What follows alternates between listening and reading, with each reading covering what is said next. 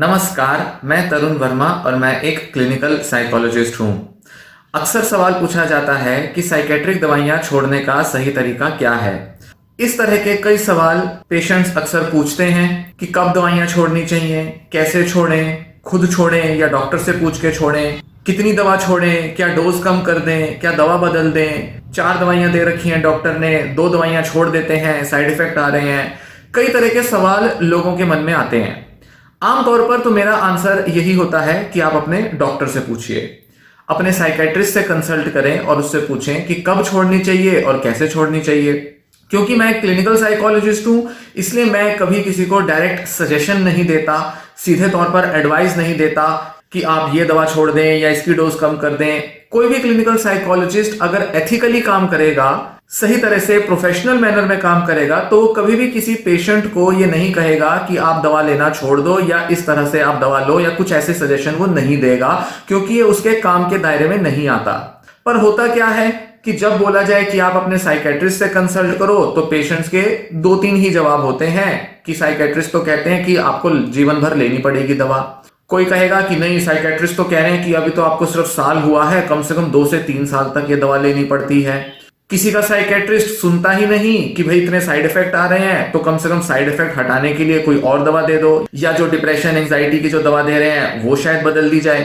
तो बहुत सारे पेशेंट हताश होते हैं कि उनके साइकेट्रिस्ट उनको गाइड नहीं कर रहे, क्योंकि कई बार साइकेट्रिस्ट इतना ज्यादा एड्रेस नहीं करते पेशेंट्स की इस तरह की कंप्लेंट्स को, जिसमें वो या तो दवाइयां छोड़ना चाहते हैं या साइड इफेक्ट से परेशान हो गए हैं। वैसे तो कुछ हद तक हम कह सकते हैं कि साइकेट्रिस्ट का ऐसा सोचना जायज भी है, क्योंकि बहुत सारे लोग साइकेट्रिक दवाइयां लेना ही नहीं चाहते, भले ही प्रॉब्लम कैसी भी हो, सीवियर हो या माइल्ड हो। तो उस केस में अगर एक पेशेंट बार बार साइकेट्रिस्ट से पूछेगा कि मुझे दवा छोड़नी है, मुझे छुड़वा दो, मेरे को साइड इफेक्ट आ रहे हैं, बार बार अगर वो पेशेंट बोलेगा, तो साइकेट्रिस्ट सुनना बंद कर देगा। वो थोड़ा सा स्ट्रिक्ट हो जाएगा, बातें आपकी सुनेगा नहीं। पहले अगर थोड़ा बहुत सुन भी लेता था, अब वो सुनना बंद कर देगा। क्यों? क्योंकि वो कहेगा कि भाई आपको दवा लेनी है तो आप लो, आप ठीक से आपको जो सजेशन दिया है फॉलो करो, अगर आपको ठीक होना है तो। इस तरह से आपकी बात को अक्सर वो अनसुना कर देंगे। पर गड़बड़ वहां आ जाती है जब वो आपको सही तरह से गाइड नहीं करते कि अगर आपको छोड़नी है तो किन कंडीशंस में छोड़नी होगी, कब डिसाइड किया जाएगा कि आपको ये दवा छोड़नी है, और किस तरह से छोड़ा जाए, इस बारे में किसी भी तरह का इंडिकेशन अक्सर साइकेट्रिस्ट नहीं देते। क्योंकि मैं ज्यादातर मामलों में देखा है कि पेशेंट्स को इस बारे में कोई क्लू, कोई आइडिया होता ही नहीं है कि आखिर वो किस तरह से दवा छोड़ेंगे या किस तरह से साइकेट्रिस्ट उनकी दवा छुड़ाएंगे।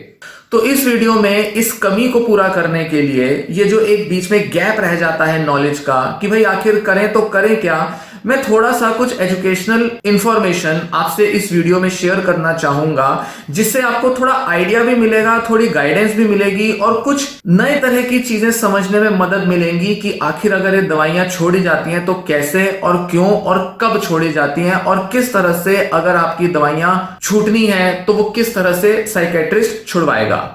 तो आइए अब इस वीडियो में आगे बढ़ते हैं। जो भी लोग साइकेट्रिक दवाइयां ले रहे होते हैं, वो कभी ना कभी उन दवाइयों को बिना डॉक्टर से कंसल्ट किए छोड़ते जरूर हैं। मैक्सिमम लोग कभी ना कभी साइड इफेक्ट्स की वजह से, या शायद उनको लगता है कि अब हम ठीक हो गए हैं, इस वजह से वो दवाइयां लेनी छोड़ते हैं। और ऐसे में प्रॉब्लम आती है कि जब उन्हें दवाइयों को छोड़ने की वजह से विथड्रॉल सिम्टम्स एक्सपीरियंस करने में आते हैं। वो अक्सर पाते हैं कि जब उन्होंने एकदम से दवा लेनी छोड़ दी तो उनको कुछ ऐसे सिम्टम्स अपीयर कर गए जो कि तब हो ही नहीं रहे थे जब वो दवा ले रहे थे, या जब जिस बीमारी के लिए वो दवा ले रहे थे उस बीमारी में भी उस तरह के लक्षण नहीं एक्सपीरियंस किए थे। तो वो तो डर जाते हैं, परेशान हो जाते हैं। कई बार इस तरह का डिसीजन वो किसी दूसरे की लाइफ स्टोरी को सुनकर लेते हैं। किसी ने बोला कि भाई हम तो ये दवा लंबे टाइम तक लेते थे, हमें ये साइड इफेक्ट बना रहा, हम तो परेशान हो गए। किसी जगह वो सुन लेंगे कि इससे तो दिल की बीमारी या कुछ किडनी की या कुछ और बीमारियां होती हैं, इसको सुन के डर जाएंगे। कुछ ना कुछ ऐसी कहानियां लोगों को अक्सर सुनने में आ जाती हैं, जिसको सुन के पेशेंट्स अक्सर सोचते हैं कि कहीं उनकी भी वैसी कंडीशन ना हो जाए जैसे कि किसी और पेशेंट की हुई थी जिस पर दवाइयों का बहुत बुरा प्रभाव पड़ा था। गूगल करेंगे, देखेंगे कि बड़े सारे साइड इफेक्ट्स होते हैं मेडिसिन के, 2 दिन 4 दिन हुए नहीं लिए हुए और आप एकदम से छोड़ देंगे और परेशान हो जाएंगे कि अरे ये कौन सी दवा ले ली मैंने, ये कैसी दवा दे दी डॉक्टर ने, इससे तो ये सब साइड इफेक्ट्स आते हैं, मैं तो नहीं ले रहा, मैं तो नहीं ले रही, छोड़ देते हैं दवा लेना। वैसे तो 3-5 दिन दवा लेने से कोई बहुत ज्यादा विड्रॉल सिम्टम्स नहीं आते, पर कुछ दवाइयों में विड्रॉल सिम्टम्स 3-4 दिन में भी देखने में आ सकते हैं।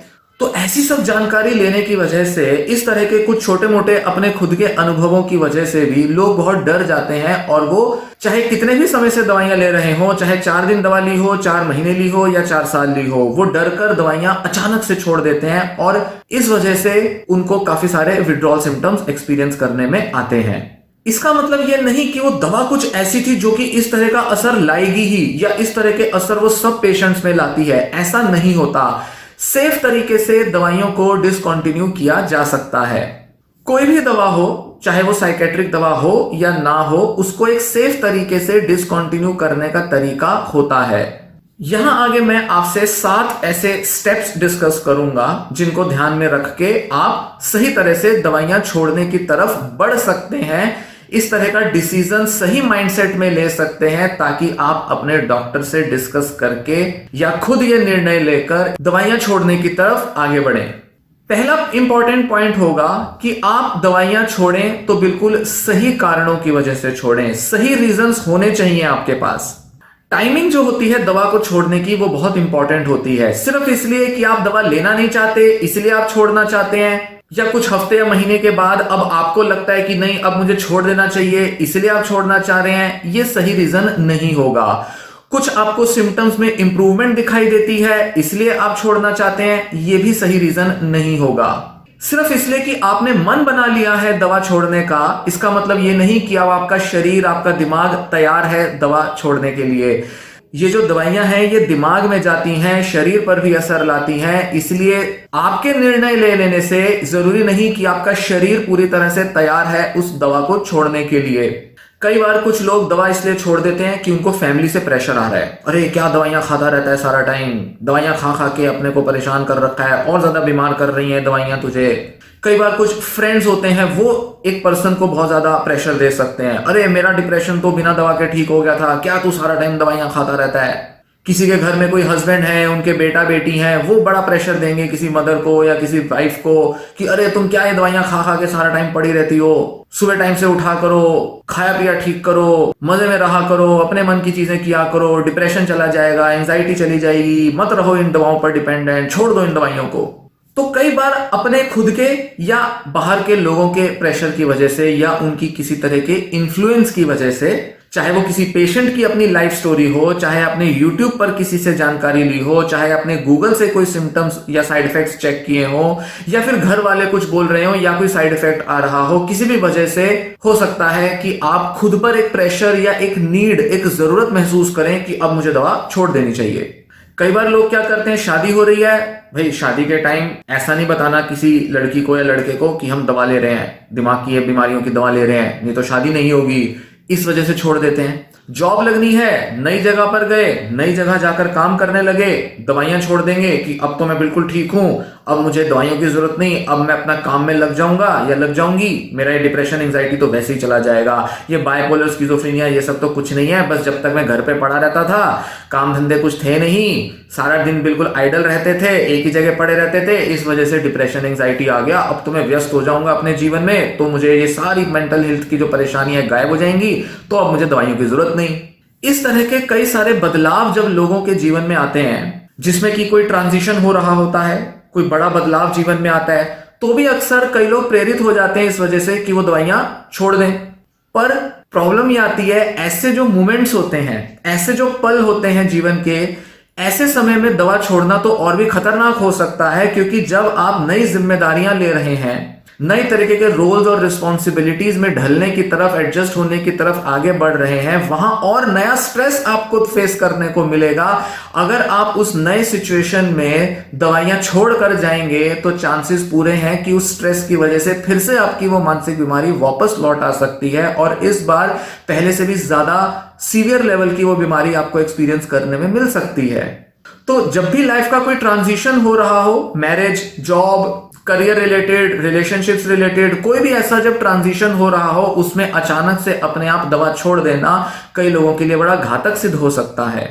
तो यहां समझने की जरूरत यह है कि कुछ कंडीशंस ऐसी होती हैं जिसमें एक व्यक्ति को तब भी दवा लेनी पड़ती है जब उसके अंदर करीब करीब कोई सिम्टम मौजूद नहीं है या वो अपने को बिल्कुल ठीक ठाक महसूस कर रहे हैं।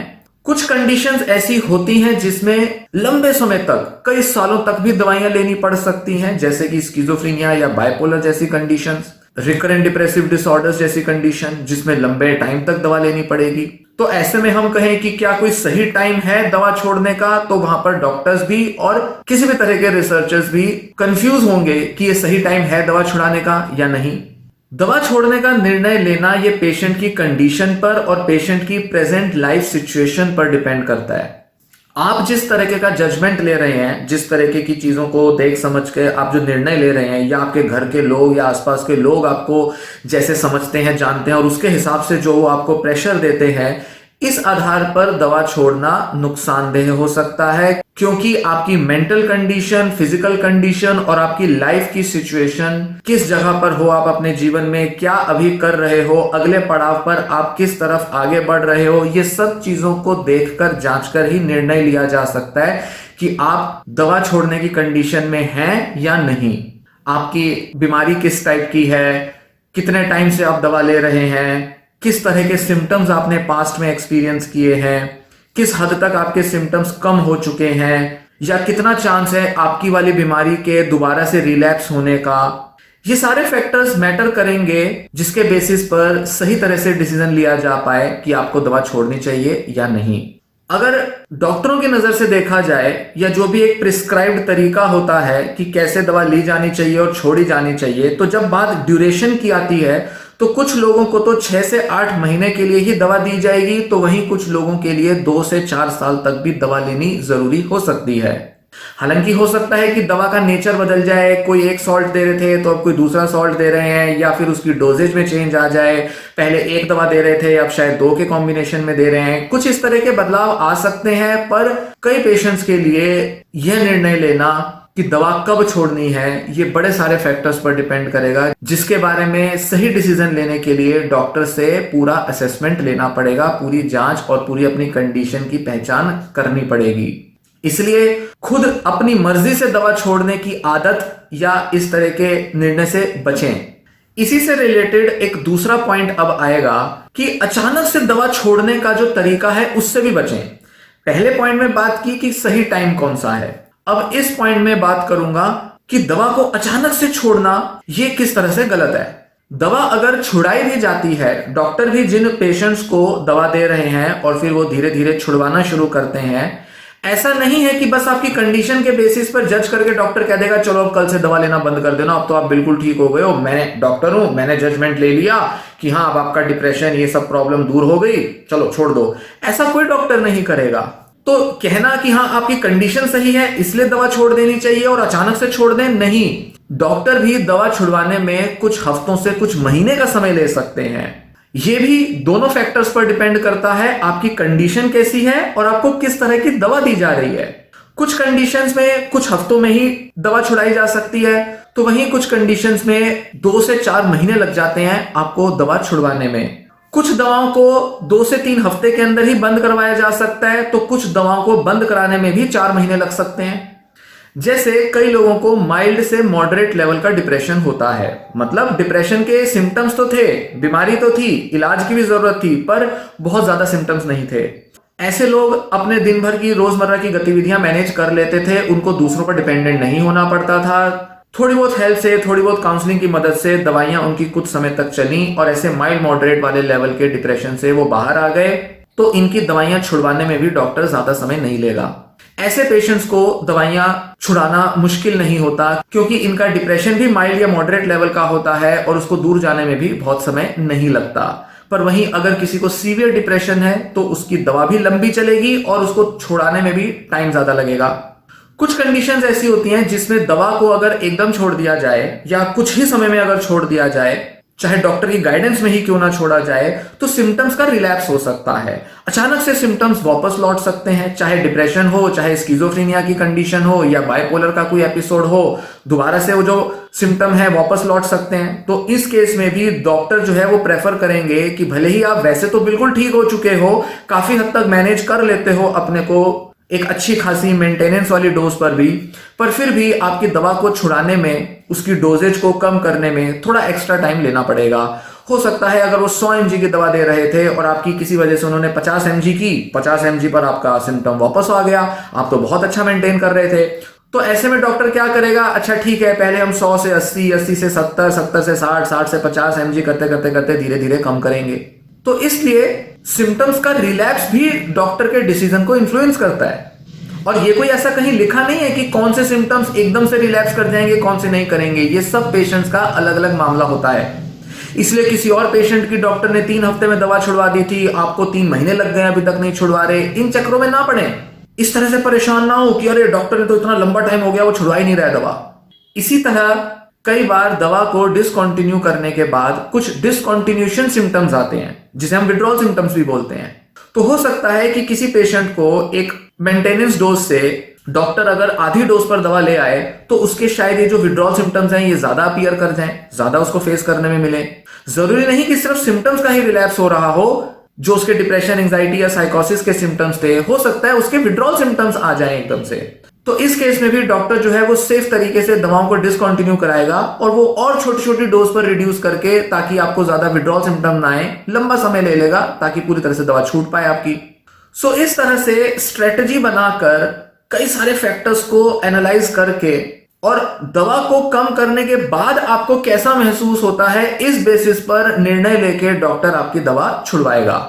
जैसा कि मैंने बताया, डॉक्टर आपकी कंडीशन के हिसाब से एक बड़ा डोज रिडक्शन कर तो सकता है, वो 100 का डायरेक्ट 50 कर तो सकता है, 50 का 25 कर सकता है, पर डोज को कम करने के बाद आपकी क्या कंडीशन होती है, क्या आप सेम मेंटल स्टेट में रहते हो जो कि हाई डोज पे थे, तो डॉक्टर कहेगा ठीक है कम डोज पर लेते रहो, 100 से 50 पे आए, 50 पे भी ठीक ठाक हो, लेते रहो।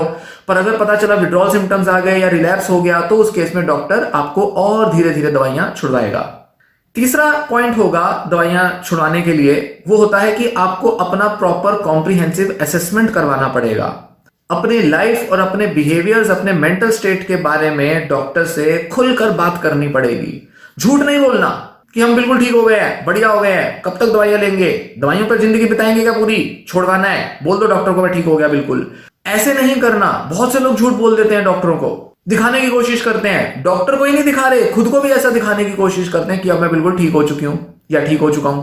तो दवा को छुड़वाते के टाइम जरूरी है कि डॉक्टर सही तरह से जाने कि अब आपका मेंटल और लिविंग कंडीशन कैसी चल रही है। जैसा कि मैंने पहले भी 1-2 पॉइंट्स में मेंशन किया, क्या क्या डॉक्टर देख सकता है। पहले तो आपके बीमारी का लेवल देखेगा, कितने इंटेंसिटी पर है अभी आपकी बीमारी। जैसे कि ज्यादातर साइकेट्रिक बीमारियां जो होती हैं वो माइल्ड, मॉडरेट, सीवियर, इन तीनों में से किसी भी लेवल पर हो सकती हैं। हो सकता है किसी पेशेंट ने जब दवा लेनी शुरू की हो तो वो सीवियर लेवल की कंडीशन से पीड़ित हो, दवाइयां लेते लेते मॉडरेट लेवल पर आ जाए, या हो सकता है कि सीवियर से डायरेक्ट वो सीधा माइल्ड लेवल पर पहुंच जाए। कुछ कहा नहीं जा सकता, हर पेशेंट अलग अलग तरह से रिस्पॉन्स देता है। तो आपके बीमारी के लेवल को वो पहले जांचेगा। कहीं ऐसा तो नहीं कि अभी भी आप कह तो रहे हो ठीक हो गए हो, काफी सारी चीजें हो सकता है आपकी लाइफ में ठीक ठाक चल रही हो, पर अभी भी आपका जो डिप्रेशन है या एंजाइटी है वो माइल्ड लेवल पर बनी हुई है। कोई लाइफ की ऐसी प्रॉब्लम्स चल रही हैं जिससे डील करने में आपको मुश्किल आती है, और आपका जो डिप्रेशन या कुछ ऐसी थॉट्स या कुछ ऐसे बिहेवियर्स हैं आपके जो अभी भी डिप्रेसिव हैं, इसलिए डॉक्टर हो सकता है कि आपकी दवा छुड़वाने में बहुत ज्यादा विलिंग ना हो इस वजह से। तो आपके बीमारी का लेवल देखेगा, सिम्टम्स का नेचर देखेगा, किस टाइप के सिम्टम आपके बीमारी के सबसे एक्सट्रीम स्टेज पे परेशान कर रहे थे, क्या उस तरह के सिम्टम्स आज भी बने हुए हैं।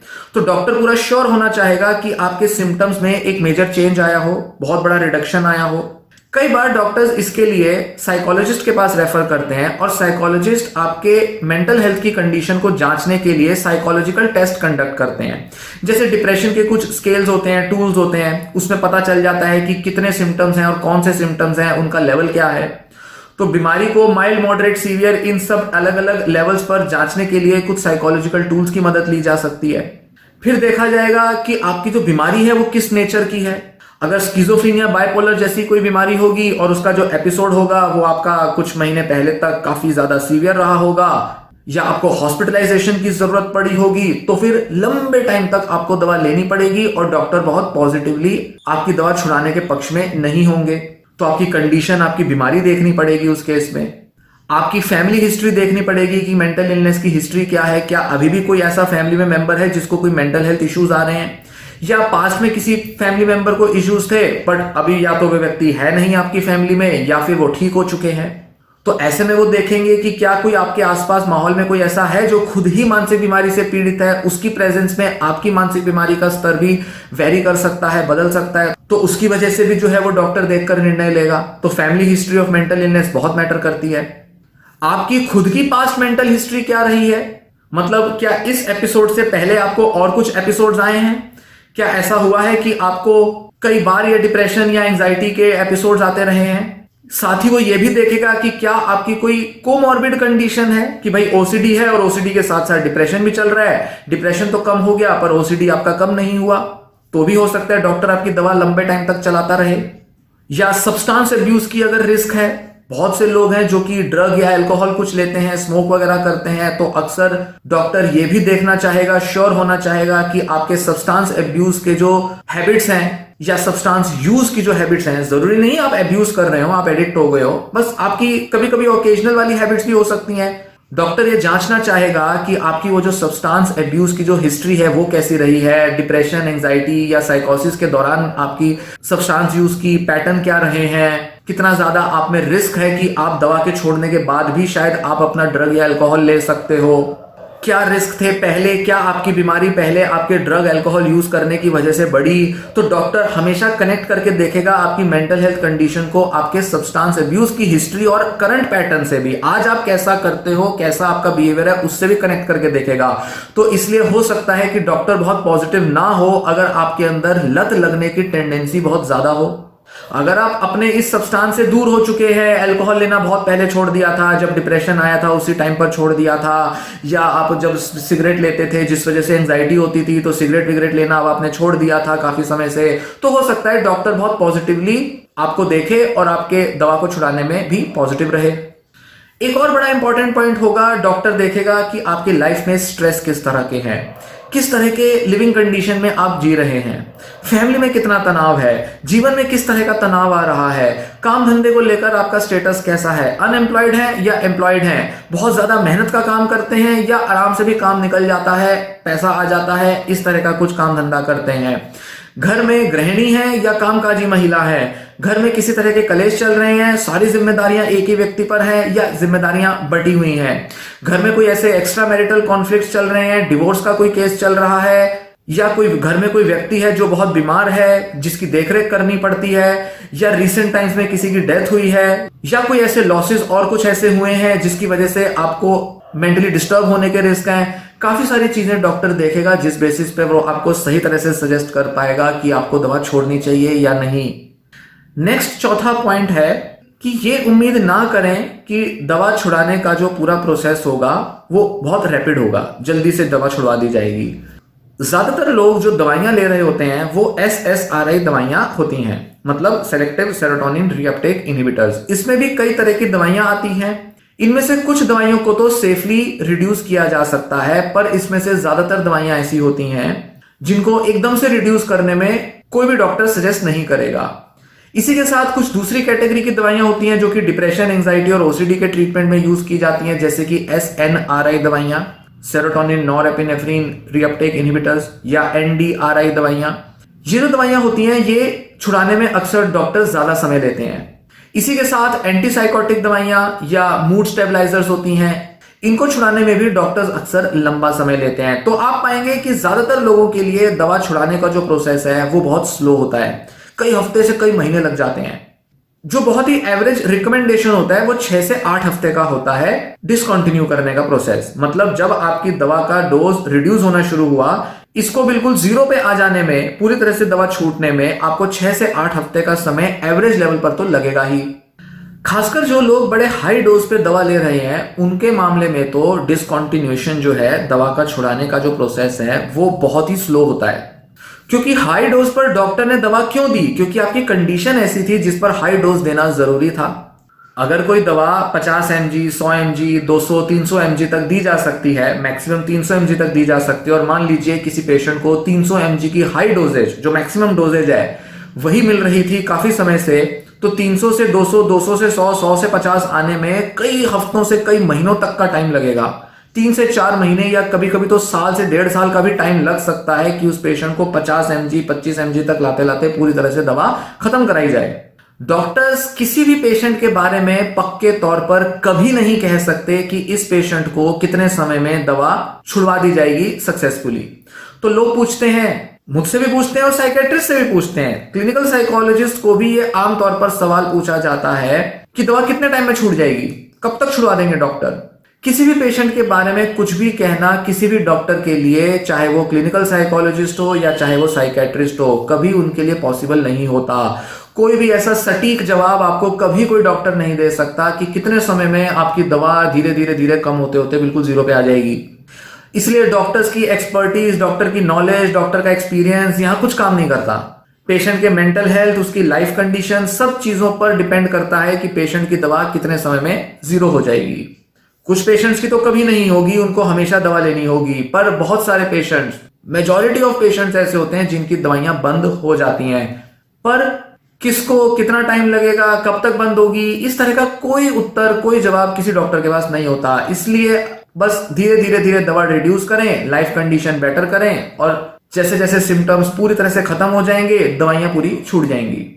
खासकर कई पेशेंट जो मल्टीपल दवाइयां ले रहे हैं, 2, 3, 4 दवाइयां ले रहे हैं, उनकी दवा छूटने में तो और भी लंबा समय लग सकता है, क्योंकि कोई दवा तो जल्दी छुड़ाई जा सकती है, कोई दवा जल्दी नहीं छुड़ाई जा सकती। वो दवा का नेचर ही ऐसा होता है। कुछ सिम्टम्स ऐसे हैं पेशेंट के जो जल्दी रिलैप्स कर सकते हैं, कुछ पेशेंट्स को रिलैप्स करने में लंबा टाइम लगेगा। तो ऐसे में एक दवा जल्दी छुड़ा देगा डॉक्टर, तो दूसरी दवा को छुड़ाने में डॉक्टर लंबा टाइम लेगा। अक्सर जो 2-3 दवाइयां डॉक्टर दे रहे होते हैं, या 3-4 दवाइयां, 5 दवाइयां दे रहे होते हैं, उनमें से करीब करीब 50-70% दवाइयां तो कुछ ही समय में बंद हो जाती हैं, पर 1 या 2 ऐसी एसेंशियल दवाइयां होती हैं जो लंबे समय तक चलती हैं। मतलब कह सकते हैं शुरू में पेशेंट 5 दवाइयां ले रहा था, 2-3 महीने में वो दवाइयां जो थी वो 4 हो गई, फिर धीरे धीरे 3 हो गई, करते करते करते उसकी 1 दवा रह गई। अब वो 1 दवा जो है हो सकता है वो 2 से 3 साल तक चलती रहे। तो इसलिए ये नहीं कहेंगे कि अच्छा मेरे को तो पहले 5 दवाइयां मिलती थी, अब तो सिर्फ 2 दवाइयां मिल रही हैं, अब तो मुझे जरूरत ही नहीं है, मेरी मैक्सिमम दवाइयां तो कम हो गई हैं, अब मैं दवाइयां छोड़ देता हूं या छोड़ देती हूं। यहां मामला उल्टा पड़ जाएगा। क्यों? क्योंकि हो सकता है वो जो 2 दवाइयां मिल रही हैं वो सबसे ज्यादा क्रूशियल, सबसे इंपॉर्टेंट दवाइयां हो आपके लिए, वो आपकी बीमारी का कोर जो सिम्टम है उसको ट्रीट करने के लिए हो, तभी तो वो डॉक्टर जल्दी नहीं छुड़वा रहा वो दवा। तो इसलिए आपको लंबे टाइम तक हो सकता है वो वाली 1 या 2 दवाइयां लेते रहनी पड़े। डॉक्टर्स अक्सर क्या करते हैं, दवाइयां इस तरह से छुड़ाएंगे कि अच्छा पहले आप दिन में 2 डोज लेते थे, अब 1 डोज पे आएंगे। क्योंकि जो लास्ट के जो दिन होते हैं जब डॉक्टर आपकी दवा छुड़ाता है, वो बड़ा ट्रिकी फेज होता है आपकी लाइफ का। वो आपकी पूरी रिकवरी का बड़ा इंपॉर्टेंट और बड़ा रहस्यमय फेज होता है, क्योंकि उसमें डॉक्टर नहीं जानता कि अच्छा नेक्स्ट और जो लास्ट डोज है वो जब मैं कम करूं तो किस तरह से करूं। तो डॉक्टर क्या करेगा, वो कहेगा अच्छा आप दिन में अब 1 टाइम दवा लेना। फिर धीरे धीरे क्या करेगा, वो कहेगा 2 दिन में 1 बार लेना, ऑल्टरनेट डेज पे लेना शुरू करो। फिर कहेगा कि अच्छा ऑल्टरनेट डेज पे ले रहे हो, अब इसकी डोज आधी कर दो। या बिल्कुल उल्टा कह सकता है, वो कहेगा कि अच्छा पहले आप दिन में 2 ले रहे हो, अब दोनों टाइम लो पर आधी आधी दवा लो। फिर कहेगा कि अच्छा आधी आधी ले रहे हो, अब इसको ऑल्टरनेट डेज पर कर दो। तो बड़े सारे अलग अलग पैटर्न होते हैं जो कि पेशेंट की कंडीशन और दूसरे कई सारे फैक्टर्स पर डिपेंड करते हैं। कभी तो दवा का डोज कम होगा, फिर ऑल्टरनेट डेज पे दी जाएगी, तो कभी दवा सीधी ऑल्टरनेट डेज पे देना शुरू कर देगा डॉक्टर और कहेगा कि ठीक है डोज तो उतनी ही रखो पर उसकी फ्रीक्वेंसी जो है वो पूरे वीक में वो कम कर दो। तो कई तरह के ऐसे ऑप्शंस डॉक्टर्स के पास अवेलेबल होते हैं। अब जरा सोचिए कि इतना कुछ सोचना पड़ता है एक डॉक्टर को एक दवा छुड़ाने में, और लोग इतने नासमझी के साथ जल्दबाजी में बिना सोचे समझे दवाइयां छोड़ देते हैं और फिर परेशान हो जाते हैं कि अरे डॉक्टर ने हमारे को गलत दवाइयां दे दी, इन साइकेट्री की दवाओं ने तो हमारा जीवन खराब कर दिया, हम तो बर्बाद हो गए, पता नहीं इन दवाइयों से क्या क्या नुकसान हो गए। डॉक्टरों को कोसेंगे, मेडिकल साइंस को कोसेंगे, एलोपैथी को कोसना शुरू कर देंगे। न जाने कितनी कितनी नफरत और नेगेटिविटी हम डॉक्टरों और मेडिसिन के लिए रख लेते हैं, सिर्फ इसलिए क्योंकि आपने दवा ठीक से नहीं छोड़ी। तो दवा छोड़ने के लिए सही माइंडसेट और सही टाइम और सही तरीके की जरूरत है। जो डिसकंटिन्यूएशन सिम्टम्स आते हैं अक्सर दवा छोड़ने के बाद, वो कई बार तो 1 या 2 दिन में ही अपीयर कर जाते हैं, पर कई बार उन सिम्टम्स को आने में कुछ हफ्ते भी लग जाते हैं। मतलब दवा का डोज आपका कम हुआ, आप मान लीजिए 10 mg से 5 mg तक आ गए, पर 5 mg दवा लेने पर भी आपको कुछ फर्क महसूस नहीं हुआ, आपको लगा मैं तो वैसे ही हूं, बहुत अच्छा है, यानी कि दवा कम करने से नुकसान नहीं हुआ। पर हो सकता है हफ्ते 2 हफ्ते के बाद आपको कुछ सिम्टम्स महसूस होने लगे। जरूरी नहीं कि वो आपकी एक्चुअल मेंटल हेल्थ की जो कंडीशन थी उससे रिलेटेड हो सकता है आपको डिप्रेशन रहा हो, पर अब जो सिम्टम्स आ रहे हैं वो एंजाइटी वाले आ जाएं, रेस्टलेस फील करने लगे, थोड़ा हार्ट बीट तेज होने लगे आपकी, थोड़ा सा आपकी नींद में प्रॉब्लम्स आने लगे। नींद में प्रॉब्लम्स आना बहुत कॉमन ऐसे डिसकंटिन्यूएशन सिम्टम का पार्ट होता है जो बहुत से लोग फेस करते हैं जब उनकी दवाइयां रिड्यूस होती हैं, खासकर जब वो खुद छोड़ देते हैं तब तो बहुत ही ज्यादा वो इसमें डिफिकल्टी फेस करते हैं कि उनको नींद नहीं आ पाती। तो हो सकता है कि 2-4 दिन में तो आपको ये सारे सिम्टम्स नोटिस में ना आए, पर 2-3 हफ्ते बाद आपको पता चले आपको नींद ही नहीं आ रही, आपका मन चिड़चिड़ा रह रहा है, सुबह उठते टाइम आप थका महसूस करते हैं, या आपके अंदर मन में कोई थॉट्स बढ़ गई हैं आपकी।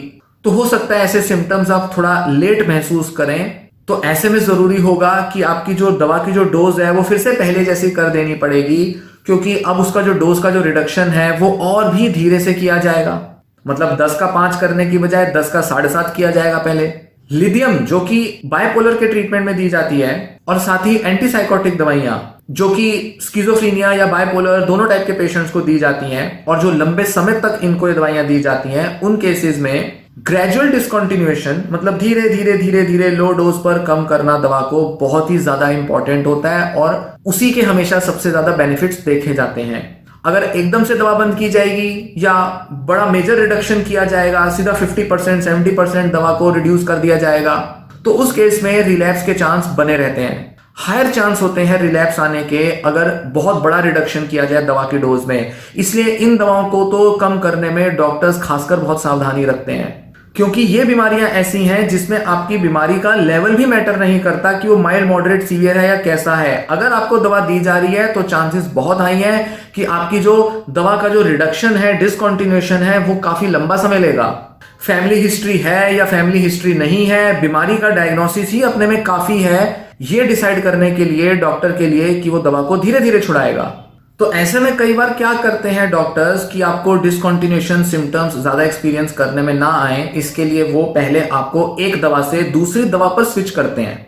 ये बहुत कॉमन स्ट्रेटेजी है जो कि डॉक्टर्स यूज करते हैं। हो सकता है आपको एक दवा दी जा रही थी जो कि हाई डोज पे थी, और उसको छुड़ाने में भी डिसकंटिन्यूएशन सिम्टम्स आपको एक्सपीरियंस में आ सकते थे। तो डॉक्टर क्या करेगा कि आपकी दवा को थोड़ा जल्दी छुड़वा दिया जाए, इसके लिए पहले वो आपको एक दूसरी एंटी डिप्रेसेंट या जो उसी क्लास की जो मेडिसिन होती है उस पर आपको स्विच कर देगा।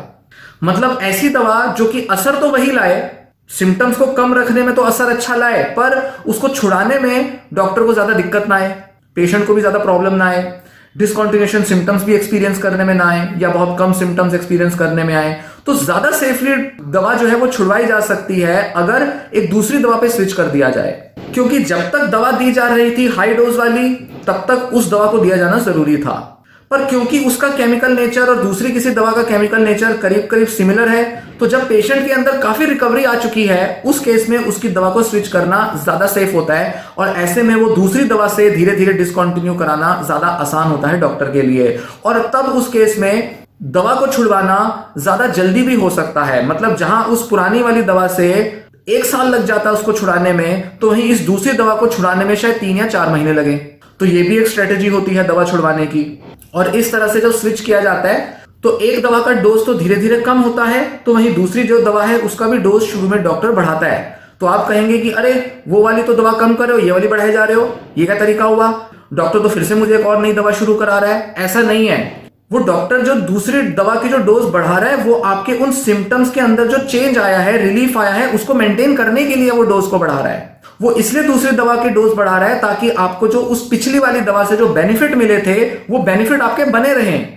नहीं तो ऐसा नहीं है कि अगर आपको वो एक डोज कम करेगा तो दूसरी भी बहुत लो डोज पे देगा, ऐसा नहीं है। दूसरे की डोज भी थोड़े टाइम के लिए बढ़ाएगा, फिर उसको कुछ टाइम के लिए मेंटेन करेगा और फिर उसके बाद धीरे धीरे उस डोज को कम करेगा। पर इस बार जो दूसरा जो स्विच करने के बाद जो लेकर जो कम करने का जो प्रोसेस है वो थोड़ा फास्ट होगा, और उससे डिसकंटिन्यूएशन सिम्टम्स आपको कम एक्सपीरियंस होंगे या ना के बराबर एक्सपीरियंस होंगे। तो बेनिफिट है उस दूसरी दवा को लेने का और उसकी कभी कभी डोज को बढ़ाने का भी। अब ये जो सारी चीजें होती हैं अक्सर कई बार लोग नहीं समझ पाते। कई बार तो डॉक्टर बताता भी नहीं है कि मैं क्या कर रहा हूं, क्यों कर रहा हूं, मेरी अप्रोच क्या है, ऐसा क्यों किया जाता है। इस वजह से पेशेंट्स परेशान हो जाते हैं और वो दवा भी छोड़ देते हैं, डॉक्टर से भी परेशान हो जाते हैं, पूरे मेडिकल सिस्टम से परेशान हो जाते हैं और दवा छोड़ने से और ज्यादा अपने को दुखी कर लेते हैं। तो यही वजह है कि मैं ये वीडियो आप लोगों के लिए बना रहा हूं, ताकि आपको समझ आए कि क्या क्या अलग अलग तरीके होते हैं जिससे दवा छुड़ाई जाती है, क्यों डॉक्टर एक ऐसा तरीका अपनाता है जिससे कि शायद आप कंफर्टेबल ना हो पर वो आपके फायदे में होगा। इसलिए डॉक्टर की सोच से चलना बहुत जरूरी होता है। अपने खुद के डॉक्टर ना बने, ध्यान रखें इस बात का। तो जो मैंने अभी डिस्कशन की इस पॉइंट में, इसी से जुड़ा 5वां पॉइंट है कि डॉक्टर बहुत कॉमनली आपकी जो दवा है उसको किसी दूसरी दवा पे स्विच करेगा और उस दूसरी दवा पे स्विच करके वो धीरे धीरे आपकी दवाइयां छुड़वा सकता है। इसका रीजन ये है कि कुछ दवाइयां होती हैं जो शॉर्ट एक्टिंग मेडिसिन होती हैं, मतलब कुछ ऐसी दवाइयां होती हैं जैसे कि कुछ एंटी डिप्रेसेंट दवाइयां हो गई, पैरोक्सिटीन या वेनलाफेक्सिन। ये दवाइयां शॉर्ट एक्टिंग ड्रग्स होते हैं, मतलब बहुत जल्दी ये अपनी हाफ लाइफ को अटेन कर लेते हैं। अगर 10 mg दी जा रही है दवा तो बॉडी के अंदर कुछ ही घंटों के अंदर वो 5 mg के लेवल पर पहुंच जाएगी, फिर कुछ ही घंटों में वो 2.5 mg के लेवल पर पहुंच जाएगी। तो ये बहुत जल्दी बॉडी के अंदर कंज्यूम हो जाती है, ब्रेन तक पहुंच जाती है। पर कुछ दवाइयां होती हैं वो 2 से 3 दिन ले लेती हैं अपनी हाफ डोजेज पर पहुंचने में। इनको कहते हैं लॉन्ग एक्टिंग मेडिसिन, जैसे कि फ्लोक्सिटिन दवा होती है। जो शॉर्ट एक्टिंग दवा होती है वो अगर एकदम से छोड़ दी जाए या उसका डोज अगर कम कर दिया जाए तो इन दवाओं में, शॉर्ट एक्टिंग दवाओं में डिसकंटिन्यूएशन सिम्टम्स आने के चांस ज्यादा होते हैं। पर वहीं जो लॉन्ग एक्टिंग दवा है जो कई घंटों कई दिनों तक आपकी बॉडी से खत्म होगी, उसके डिसकंटिन्यू करने से आपको जो विड्रॉल सिम्टम्स हैं वो थोड़े से एक्सपीरियंस होंगे या शायद एक्सपीरियंस ही नहीं होते कई केसेस में। तो इनफैक्ट मैक्सिमम केसेस में फ्लोक्सिटिन को डिसकंटिन्यू करने के बाद लोगों को कुछ भी बड़ा चेंज महसूस नहीं होता, जबकि वेनलाफेक्सिन को कम करने से लोगों को अक्सर विड्रॉल सिम्टम्स एक्सपीरियंस करने में आते हैं। तो ये जो एक तरीका है, बहुत सेफ तरीका है कि डॉक्टर एक शॉर्ट एक्टिंग मेडिसिन की बजाय एक लॉन्ग एक्टिंग मेडिसिन देना शुरू करे और फिर उस लॉन्ग एक्टिंग दवा को कम करने में डॉक्टर को ज्यादा परेशानी नहीं होगी। मतलब डॉक्टर को परेशानी क्यों नहीं होगी? क्योंकि आपको परेशानी नहीं होगी। जबकि ये चीज एंटीसाइकोटिक और मूड स्टेबलाइजर वाली जो दवाइयां होती हैं उसके साथ नहीं देखा जाता। उन दवाइयों में ये जो लॉन्ग एक्टिंग वाला जो फेज होता है ये देखने में नहीं आता। उन दवाइयों को इसलिए हमेशा बहुत धीरे धीरे छोटी डोज पर ले जाकर ही बंद किया जाता है। और एंटीसाइकोटिक या मूड स्टेबलाइजर दवाइयों को छोड़ने में डॉक्टर्स अक्सर साल से भी ज्यादा टाइम ले सकते हैं कई बार। नेक्स्ट, छठा पॉइंट, दवा छोड़नी हो तो मेंटल हेल्थ प्रोफेशनल से बात जरूर करें। मतलब आप अपने जनरल फिजिशियन को कांटेक्ट ना करें इस चीज के लिए। हो सकता है आपका कोई फैमिली डॉक्टर हो। अब वो जो फैमिली डॉक्टर है, जो आपके जनरल फिजिशियन है, वो है तो डॉक्टर, एमबीबीएस भी की होगी उन्होंने, अच्छी जगह से पढ़े लिखे होंगे, ऐसा भी नहीं कि वो कम जानकारी रखते हैं, उनको एक्सपीरियंस भी बहुत होगा। पर जरूरी नहीं कि साइकेट्रिक मेडिकेशंस को रिड्यूस करने में, डिसकंटिन्यू करने में वो एक अच्छा एक्सपीरियंस रखते हो। जिसका काम उसी को साझे। जो काम साइकेट्रिस्ट का है, साइकेट्रिस्ट की गाइडेंस में ही दवा छुड़ाएं। तो एक क्वालिफाइड प्रोफेशनल हो और सही प्रोफेशनल हो। जैसे मैं क्लिनिकल साइकोलॉजिस्ट हूं, मैं किसी पेशेंट की दवा कभी नहीं छुड़वाऊंगा। मैं वीडियो बना सकता हूं, एजुकेट कर सकता हूं, बता सकता हूं, आइडिया दे सकता हूं, समझा सकता हूं, पर मैं कभी आपके प्रिस्क्रिप्शन में कोई चेंज नहीं लाऊंगा। तो मैं सही इंसान नहीं हूं। मेरे अलावा कोई भी दूसरा क्लिनिकल साइकोलॉजिस्ट सही इंसान नहीं है कि वो आपकी दवा आपसे छुड़वाए। दूसरा, जनरल फिजिशियंस वैसे तो छुड़वा सकते हैं, पर ज्यादातर मामलों में देखा जाता है कि वो सही तरह से नहीं छुड़वा पाते। इसलिए कोशिश करनी चाहिए कि आप साइकेट्रिस्ट जिससे दवा लेते रहे हैं या कोई और साइकेट्रिस्ट को कंसल्ट करना चाहते हैं उनको करें। किसी साइकेट्रिस्ट की गाइडेंस में ही दवा छुड़ाएं। साथ ही वो क्वालिफाइड होना चाहिए। मतलब ऐसा नहीं है कि आप एमबीबीएस वाले डॉक्टर से तो पहले दवा ले रहे थे, मतलब एमबीबीएस एमडी वगैरह किया हुआ था, पर फिर आप किसी होम्योपैथिक डॉक्टर को कंसल्ट करते हैं और वो कह देते हैं छोड़ दो दवाइयां, आप छोड़ देते हैं और परेशान हो जाते हैं। वो सही क्वालिफाइड पर्सन नहीं होगा होम्योपैथिक डॉक्टर आपका, जो कि आपको दवा छुड़ाने के लिए सही सजेशन दे पाता। तो वहां आप मिसगाइडेड हो सकते हैं। ना कोई आयुर्वेद, ना कोई होम्योपैथ, ना ही कोई दूसरा न्यूट्रिशन या किसी भी टाइप का साइकोलॉजिस्ट आपको कभी गाइडेंस नहीं दे सकता कि आपको दवा कैसे और कब छोड़नी है और कितनी छोड़नी है। उसने कितना भी पढ़ाई की हो, कुछ भी किया हो, पर वो आपको सही गाइडेंस नहीं दे पाएगा। सिर्फ एक साइकेट्रिस्ट जिसके पास एमडी है वही आपको सही तरह से गाइडेंस दे पाएगा, सही तरह से आपकी डोज कम कर पाएगा। अक्सर एक प्रॉब्लम देखा जाता है कि लोग अक्सर अपनी दवा छुड़वाने के लिए डॉक्टर से पूछते ही नहीं, या तो डॉक्टर जो दवा दे रहा है उसको लेते रहते हैं, अपनी तरफ से कभी कुछ कहते ही नहीं कि मैं दवा छोड़ना चाहता हूं या छोड़ना चाहती हूं। वो डरे भी रहते हैं दवा छोड़ने से। हो सकता है कभी किसी टाइम पर उन्होंने या तो दवा छोड़ी होगी, जैसे कि मैं बता रहा हूं लोग अचानक से छोड़ देते हैं, इस तरह से छोड़ी होगी, या धीरे धीरे करके भी छोड़ी होगी, पर उनकी प्रॉब्लम लौट आई, या तो उनके विड्रॉल सिम्टम्स आ गए, या थोड़े टाइम के बाद उनका रिलैप्स हो गया। तो लोगों के मन में रह जाता है कि अच्छा मुझे तो जिंदगी भर इन दवाइयों पर रहना पड़ेगा, मुझे तो नहीं लगता कि डॉक्टर कभी दवा छुड़ाएंगे, उन्होंने भी अपनी तरफ से नहीं कहा, मुझे भी नहीं लगता कि मेरी दवाइयां छूटेंगी।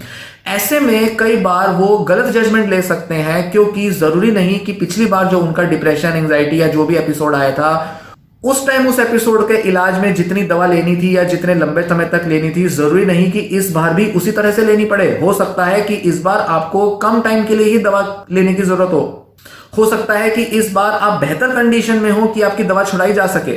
जैसा कि मैं अक्सर अपनी वीडियोस में बताता हूं और इस वीडियो में भी मैंने कई जगह मेंशन किया है कि कई सारे फैक्टर्स मैटर करते हैं कि दवा कब, क्यों और कैसे छुड़ाई जाएगी। जरूरी नहीं कि पिछली बार जब आपका कभी कोई एपिसोड हुआ हो तो उसमें आपकी living condition, psychological condition same हो सकता है कि अभी आपकी साइकोसोशल जो फैक्टर्स हैं, कंडीशन है, वो उतने सीवियर ना हो, इसलिए हो सकता है कि आप डॉक्टर से पूछें ही ना, अपनी बीमारी को ऐसा समझ लें कि हमेशा जब ये दवा लेता हूं तो 2-2, 3-3 साल लेनी पड़ती है। इस भूल में ना रहें, हो सकता है इस बार आपकी दवा जल्दी छूट जाए। तो पॉजिटिव रहना जरूरी है और डॉक्टर से बात करनी जरूरी है। पैसिव ना रहें, डरे ना रहें। ये मत सोचें कि डॉक्टर नाराज हो जाएगा, ये ना सोचें कि डॉक्टर चिढ़ जाएगा। वैसे तो कई मामलों में आप ही ज्यादा बेटर जज हैं कि आपको अपनी कंडीशन को कैसे देखना है, किस तरह का निर्णय लेना है, पर क्योंकि लोगों में बहुत सी फ्रस्ट्रेशन, बहुत सी एंजाइटी, स्ट्रेस होता है, अपने निर्णय कई बार सही तरह से नहीं ले पाते, इसलिए हो सकता है कि आपको डॉक्टर पर ही निर्भर रहना पड़े कि डॉक्टर बताएगा कि कब कैसे छुड़ाई जाए। और ये जो पूरी जो वीडियो है, इस तरह की जो भी जानकारी है, ये इस बात को ही ध्यान में रख के बनाई जा रही है कि आप सही मेंटल स्टेट में हैं इस डिसीजन को लेने के लिए कि आपकी दवा छुड़ाई जा सकती है, तभी आप डॉक्टर के पास जाएं। पर अगर आप डरे हुए हैं कि दवा छोड़ने से बीमारी वापस लौट आएगी, मुझे तो जिंदगी भर दवा लेनी पड़ेगी, मेरी प्रॉब्लम तो जेनेटिक है, मैं कुछ नहीं कर सकता या कुछ नहीं कर सकती इसको बिना दवा के मैनेज करने के लिए, अगर आप इस तरह से डरे हुए हैं और आपको लगता है कि आपके पास और कोई ऑप्शंस अवेलेबल ही नहीं है, तो आपको सही जानकारी भी जुटानी पड़ेगी, सही तरह के डॉक्टर से मिलना पड़ेगा। चाहे आप क्लिनिकल साइकोलॉजिस्ट से मिलें या शायद अपने साइकेट्रिस्ट से ही मिलें, जो कि आपको इस बारे में सही गाइडेंस दे पाए। पर आपको या तो ऑप्शंस एक्सप्लोर करनी पड़ेंगी दूसरी, या फिर आपको एक बार एटलीस्ट डॉक्टर से बात करनी पड़ेगी, कहना पड़ेगा कि मैं दवा छुड़वाना चाहता हूं या छुड़वाना चाहती हूं। और कई मामलों में डॉक्टर्स आपको सही तरह से गाइड कर सकते हैं। बहुत से डॉक्टर बहुत व्यस्त रहते हैं, वो पेशेंट देखेंगे 5 मिनट 10 मिनट, दवा देखेंगे, पेशेंट ठीक है तो दवा कंटिन्यू करेंगे, नहीं तो वो दवा का डोज बढ़ा देंगे या कुछ ऐसा कुछ करेंगे। पर ऐसे में कई बार डॉक्टर्स क्या करते हैं, वो ध्यान ही नहीं देते कि पेशेंट कितना ठीक हो गया है। तो ऐसे में कई बार डॉक्टर दवाइयां चलाते रहते हैं। इसलिए जरूरी है कि ऐसे में आप डॉक्टर से पूछें कि क्या इस समय मुझे अब दवा छोड़ देनी चाहिए, मेरी ऐसी ऐसी मेंटल कंडीशन है, क्या आपको लगता है कि मुझे अब दवा से दूर हो जाना चाहिए। तो डॉक्टर हो सकता है आपको सही तरह से गाइड करें। इसलिए हिचके ना। डिप्रेशन में जो लोग होते हैं वो अक्सर हिचकते हैं, डरते हैं डॉक्टर से पूछने से, या तो वो वैसे ही नहीं पूछना चाहते क्योंकि उनका नेचर ऐसा हो सकता है, या उनकी कंडीशन ऐसी थी, या हो सकता है डॉक्टर को सोचे अरे डॉक्टर नाराज हो जाएगा, उससे नहीं बात करनी इस बारे में, दे रहे हैं डॉक्टर, देने दो, कभी ना कभी तो छुड़ाई देंगे। इस तरह से ना करें। समझें कि आपके फायदे में क्या चीज जा सकती है। धैर्य के साथ, पेशेंस के साथ, नरमी के साथ अगर आप बात करेंगे, डॉक्टर्स हो सकता है आपको पॉजिटिवली रिस्पॉन्ड करें, आपकी दवा छुड़ाने में आपको मोटिवेट करें। डॉक्टर को पता कैसे चलेगा कि आप उस कंडीशन में हैं या नहीं, कि आपको दवा छोड़नी चाहिए या नहीं। तो इसलिए ये ना सोचें कि डॉक्टर बस इरिटेट ही होगा। अब आता है इस वीडियो का लास्ट पॉइंट, 7वां पॉइंट, कि आपको सेल्फ हेल्प स्ट्रेटेजीज अपनानी चाहिए जिससे कि आप दवा के बिना आप खुद को बेहतर रख सकें।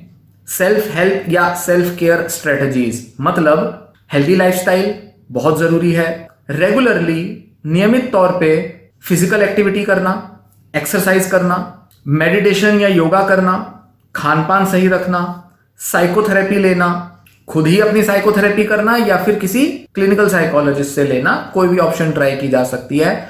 और साथ ही रिलैक्स रहने की, अपने स्ट्रेसर्स को दूर करने की कोशिशें करते रहना। स्ट्रेसर मतलब जो चीजें हमें स्ट्रेस देती हैं, तनाव देती हैं, उनको दूर करने के प्रयास करते रहने चाहिए। ये नहीं कि दवा तो छूट गई, पूरी तरह से लाइफ में तनाव बना हुआ है या फिर से तनाव आ गया तो उसको हैंडल ही नहीं कर पा रहे।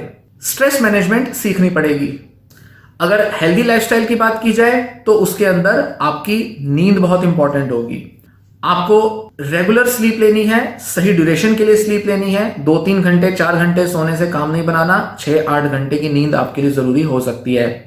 लाइफस्टाइल ठीक है मतलब आप कामकाज भी करते रहें, अपना नींद भी अच्छी बनाए रखें, रेस्ट करें, ये नहीं कि बस सारा टाइम व्यस्त रहना है। हेल्दी चॉइसेस करें, खान पान सही रखें, न्यूट्रिशन अच्छा रखें, सिगरेट, अल्कोहल, ड्रग्स इनसे दूर रहें। तंबाकू और इस तरह की चीजों को जितना अपने से दूर रखेंगे उतना आपका लाइफस्टाइल हेल्दी रहेगा। दोबारा से इस तरह की प्रॉब्लम्स का कॉम्प्लिकेट होने के चांस कम रहेंगे। फिजिकल हेल्थ कंडीशंस तो प्रिवेंट कर ही लेंगे, मेंटल हेल्थ कंडीशंस भी प्रिवेंट होंगी।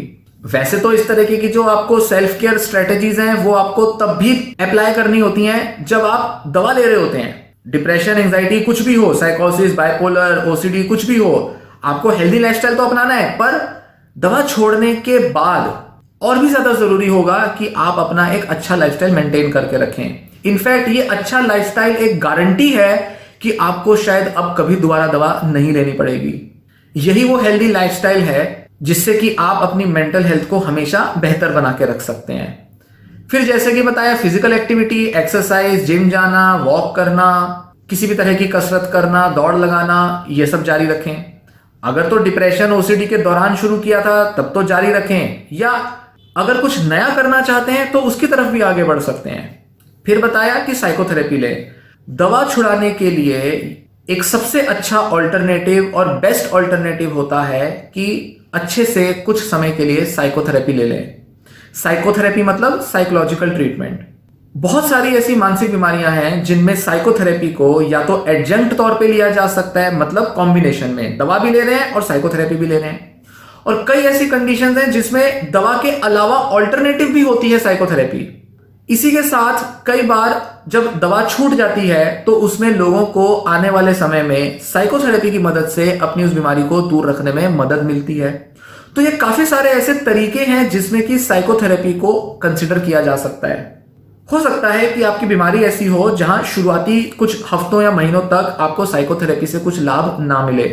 आप काउंसलिंग ले लें, थेरेपिस्ट के पास चले जाएं, बहुत फायदा आपको नहीं देखने में मिलेगा। क्यों? क्योंकि आपको इस समय दवा की जरूरत थी। एक बार जब दवा का मेन इफेक्ट आ जाता है, काफी टाइम तक आप अच्छे से मेंटेन कर लेते हैं दवा लेने के साथ, तो जरूरी हो सकता है कि आपको अपनी लाइफस्टाइल में, अपनी थिंकिंग में, बिहेवियर में चेंज लाने के लिए अब साइकोथेरेपी की जरूरत होगी। और हो सकता है ये साइकोथेरेपी आपको लंबे समय तक लेनी पड़े। और साथ ही साइकोथेरेपी एक अच्छी गारंटी देती है, एक श्योरिटी देती है कि आपकी दवाइयों को ज्यादा सक्सेसफुली और सेफली अब छुड़वाया जा सकता है। क्यों? बहुत से लोग जो अपने माइंड, अपने बिहेवियर, अपनी थिंकिंग को चेंज नहीं करते, वो अक्सर ज्यादा देखे जाते हैं कि वो दवाइयों पर निर्भर रहते हैं। लंबे समय तक अक्सर वही लोग दवाइयों पर निर्भर रहते हैं जो साइकोथेरेपी नहीं लेते, या उसको समझते नहीं है, या किसी तरह से उन्होंने अपने बिहेवियर और थॉट पैटर्न्स में चेंजेस नहीं किए होते। तो खुद अपनी विल, अपनी समझ के साथ, अपनी क्षमताओं के साथ, अपनी नॉलेज, ज्ञान के साथ अपने अंदर बदलाव लाना, ऐसे बदलाव जो कि स्थायी हो, परमानेंट हो, लंबे टाइम तक बने रहें, वो साइकोथेरेपी से अचीव किए जा सकते हैं। और ऐसे चेंजेस जब एक बार आएंगे तो रिलैप्स के चांस कम हो जाएंगे बहुत सारे पेशेंट्स के मामले में। लास्ट एक सजेशन होगी इसी पॉइंट में, मतलब सेल्फ केयर स्ट्रेटेजीज में, कि फ्लेक्सिबल बने, रिजिड ना बने। बहुत सारे आपके ऐसे थिंकिंग या बिहेवियर पैटर्न हो सकते हैं, या आपकी कुछ चॉइसेस हो सकती हैं, जीवन शैली हो सकती है जो बहुत रिजिड है, जो हमेशा से करते आए हैं वही करते जा रहे हैं। दवा ने सिम्टम तो कम कर दिए पर लाइफ वैसी ही है, कोई नए निर्णय नहीं लिए, कुछ लाइफ में नया बदलाव नहीं आया, सोच में किसी तरह का बदलाव नहीं लेकर आए, तो बीमारी चली तो जाएगी पर उसका रिलैप्स का चांस बना रहता है क्योंकि आपका थिंकिंग स्टाइल वैसा ही है। तो फ्लेक्सिबल बनना जरूरी है, रिजिड ना रहें, अपने काम करने के ढंग में, अपनी सोच के ढंग में बहुत ज्यादा जड़ता ना लाएं, रिजिडिटी ना लाएं, उसमें फ्लेक्सिबल बने, लचीले बने, नए तरीके के आइडियाज एक्सप्लोर करते रहे, किताबें पढ़ते रहे, नए तरह के लोगों से मिलते रहे, नए तरह के अनुभव करते रहे, जीवन को देखने का, अपने मेंटल हेल्थ और अपने आसपास के रिश्तों को देखने का जो नजरिया है उसको बदलें, मन में एक बदलाव लाएं, अलग अलग ऑप्शंस ट्राई करें, लाइफ को कैसे आगे ले जाना है, क्या करना है जीवन में, कुछ बड़ा बदलाव लाना है या नहीं, इसके लिए थोड़े फ्लेक्सिबल बने रहें। तो ये रही पूरी जानकारी। लंबा वीडियो था, जरूरी था, करीब करीब सारे एसेंशियल पॉइंट्स इसमें मैंने आपको बता दिए। 10 छोटी छोटी वीडियोस के मुकाबले एक लंबी वीडियो ज़्यादा हेल्पफुल हो सकती है, इसलिए लंबी वीडियो बनाई। वीडियो में बहुत सारे इंपॉर्टेंट पॉइंट्स होंगे, अच्छी गाइडेंस मिलेगी, अच्छे तरह से आप समझ पाए हो, यही मेरी उम्मीद थी, सही गाइडेंस ले पाएंगे। तो ध्यान रखें कि आप दवा छुड़वा सकते हैं। मैक्सिमम पेशेंट्स जो दवा ले रहे हैं साइकेट्रिक मतलब मेंटल हेल्थ के लिए जो दवाई ले रहे हैं वो इन दवाओं से मुक्त हो सकते हैं, छुड़वा सकते हैं। पर सही कारणों से दवा छुड़ाना, सही तरीके से दवा छुड़ाना, अच्छा खासा टाइम लेकर डॉक्टर की गाइडेंस में दवा छोड़ना, अपनी कंडीशन को समझकर दवा छोड़ना, ये सारे कुछ इंपॉर्टेंट फैक्टर्स हैं, पॉइंट्स हैं जिनको ध्यान में रखकर ही आप दवा छुड़वा सकते हैं, दवाइयों से पूरी तरह से मुक्त हो सकते हैं। बहुत सारी ऑप्शंस अवेलेबल हैं जिसमें कि दवाओं के ऑल्टरनेटिव्स हो सकते हैं या दवाओं का कुछ एडजंक्ट कॉम्बिनेशन, कुछ उसका साथ में क्या लिया जाए, ऐसे ऑप्शंस अवेलेबल हैं जिससे कि आप धीरे धीरे दवाओं से मुक्त हो सकते हैं। दवाइयां देना फर्स्ट लाइन ट्रीटमेंट होता है, मतलब जब पेशेंट डॉक्टर के पास जाएगा, डॉक्टर बीमारी डायग्नोस करेगा, बीमारी है तो डायग्नोस करेगा, बीमारी नहीं है तो डॉक्टर डायग्नोस नहीं करेगा। जरूरी नहीं कि अगर आप जा रहे हैं डॉक्टर के पास आपको कोई ना कोई लेबल चिपका देगा कि आपको ये बीमारी हो गई है अब दवा लो, नहीं। बीमारी होगी, डॉक्टर पहचानेगा, दवा की जरूरत होगी, दवा देगा। अब दवा आप ले रहे हैं, पर या तो दवा के साथ या कुछ समय दवा लेने के बाद आप दूसरी ऑप्शंस ट्राई करें, ऑल्टरनेटिव्स की तरह जाएं। तो क्योंकि ये फर्स्ट लाइन ट्रीटमेंट है इसलिए डॉक्टर तो शुरू में यही करने वाला है, आपको दवा देने वाला है। पर जो दूसरी ऑप्शंस हैं जो आप ट्राई कर सकते हो, धीरे धीरे अपनी मेंटल हेल्थ कंडीशन को समझकर बेहतर रास्ते पर बढ़ सकते हो, उसके लिए आपको ज्यादा अच्छे से पहले आगे बढ़ना पड़ेगा ताकि आपकी दवाइयों पर निर्भरता करीब करीब 0 हो जाए, खत्म हो जाए।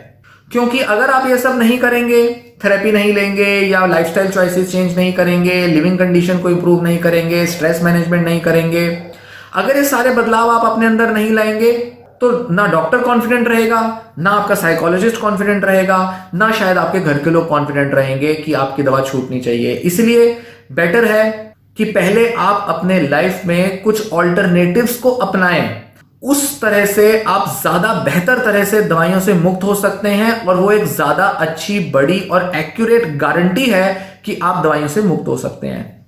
हाँ, बस एक चीज है, कुछ कंडीशंस में दवाइयां नहीं छूटती, कुछ कंडीशंस में बहुत लंबे टाइम तक दवाइयां लेनी पड़ सकती है। इसलिए सही जानकारी, सही समझ के साथ ही आगे बढ़े। सिर्फ इसलिए कि आप नहीं चाहते दवाई लेना, या आपको लगता है आप ठीक हैं, या साइड इफेक्ट से डरे हुए हैं, या दवाइयों को लेकर किसी भी तरह का स्टिग्मा है, सिर्फ इस वजह से दवाइयां लेनी नहीं छोड़नी। तो ये जानकारी पसंद आई हो, वीडियो लाइक कर लेना, वीडियो को शेयर कर लेना, बहुत लोगों के लिए जानकारी यूजफुल होगी क्योंकि ना के बराबर लोग इस तरह की जानकारियां शेयर कर रहे हैं यूट्यूब पर। इसलिए ये जो इंपॉर्टेंट जानकारी है इसको दूसरों के साथ शेयर जरूर करना। पहली बार देख रहे हो वीडियो या पहले भी कुछ देखी है पर चैनल सब्सक्राइब नहीं किया तो चैनल सब्सक्राइब कर लेना, इसमें आपका भी फायदा है, मेरा भी फायदा है, मैं भी मोटिवेटेड रहूंगा, आपके सब्सक्रिप्शन से और लोगों को भी ये वीडियो रिकमेंड की जाएगी। तो ये वीडियो मैं यहीं समाप्त करता हूं, धन्यवाद।